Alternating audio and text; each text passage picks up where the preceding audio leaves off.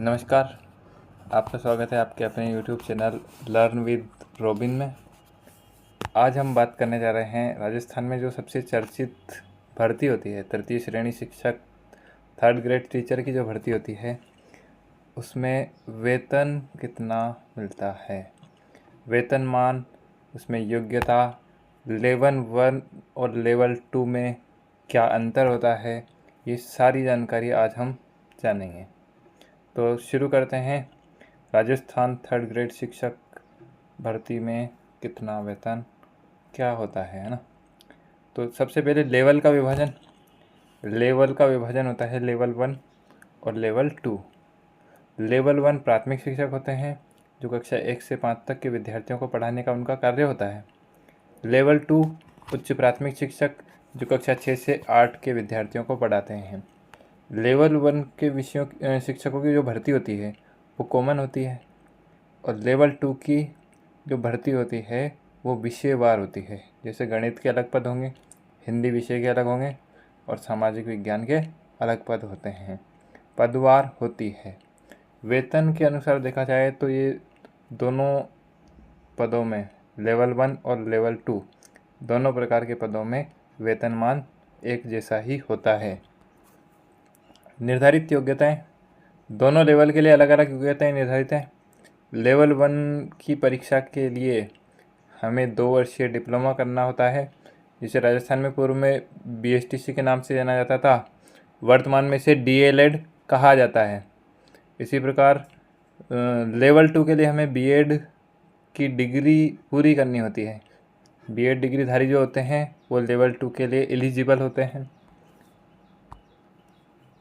अब बात आती है वेतन संरचना की। तो वेतन संरचना होती कैसी है? तो राजस्थान में अभी पे मैट्रिक सिस्टम लागू है।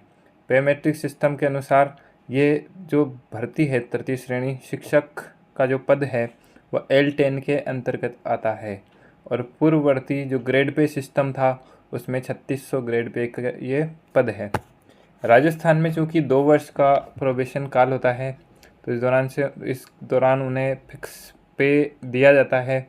तो ये फिक्स पे की राशि है 23,700, जिसमें कटौती होती है GPF की 1625 रुपये मिनिमम और 440 रुपये जो हमारे राजस्थान गवर्नमेंट हेल्थ स्कीम है RGHS उसकी कटौती होती है। इस प्रकार से प्रोबेशन काल में ज्वाइन करने के बाद जो पहले महीने में सैलरी आती है वो होगी 22,515 रुपये। इसके बाद जब हम 2 साल पूरे कर लेते हैं तो हमारा फिक्सेशन हो जाता है। फिर जब मूल वेतन की बात आ जाती है तो मूल वेतन पे हम फिक्स होते हैं। तो सबसे पहला जो मूल वेतन होता है वो होगा हमारा 33,800 रुपये प्रति माह। 7वें वेतन आयोग में 33,800 रुपये से तृतीय श्रेणी शिक्षक का फिक्सेशन होता है। इसमें जुड़ता है महंगाई भत्ता जो कि वर्तमान में 55% की दर पे है और जुड़ता है आवास भत्ता, किराया भत्ता, HRA में बड़े शहरों में HRA इसका दुगना होता है 10% का, लेकिन आमतौर पर राजस्थान के अधिकतर इलाकों में 10% ही HRA दिया जाता है। अब बात करते हैं कटौती किस प्रकार से होती है। तो कटौती मिनिमम जो है कटौतियाँ हैं वो हमने यहाँ पे दर्शाई है। तो मिनिमम कटौती जो SI में करानी होती है हमें 2200 रुपये, GPF में 2100 रुपये और RGHS के कटेंगे हमारे 658 रुपये। इस प्रकार से तीनों प्रकार की हमारी कटौतियाँ होगी। इसके बाद देखते हैं 2 वर्ष के बाद जो मूल वेतन की संरचना होती है वो क्या होती है। 33,800 रुपये हमारा मूल वेतन हो गया। इसमें DA जोड़ेंगे तो 33,800 का 55% निकालेंगे वो हमारा DA होगा 18,590 रुपये। ठीक है। इसके बाद हमारा जो 3380 रुपये होगा वो होगा हमारा HRA जो 33,800 का 10% होगा। इसका ग्रॉस जो अमाउंट है इन तीनों को जब हम जोड़ देंगे 33,800 जो मूल वेतन है उसमें DA और HRA को प्लस करेंगे तो हमें मिल जाएगा ग्रॉस पे जो कि होता है 55,770 रुपये। 55,770 रुपये हमारी ग्रॉस पे होती है। जब हम कटौतियाँ इसमें से हटा देंगे तो हमने देखी थी 3 प्रकार की कटौतियाँ हैं। 2100 रुपये SI की GPF की, 2200 रुपये SI की और 658 रुपये RGHS की। तो ये तीनों कटौतियाँ हो गई। अब इन तीनों कटौतियों को माइनस करने के बाद हमारे पास जो नेट सैलरी इन हैंड आती है, जो हमें हाथ में मिलेगी, वो कितनी होगी?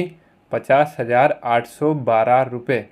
जैसे ही आपका प्रोबेशन पूरा होगा तो कटौतियाँ हटा के जो इन हैंड सैलरी जो पहले महीने में आपको मिलेगी वो होगी 50,812 रुपये।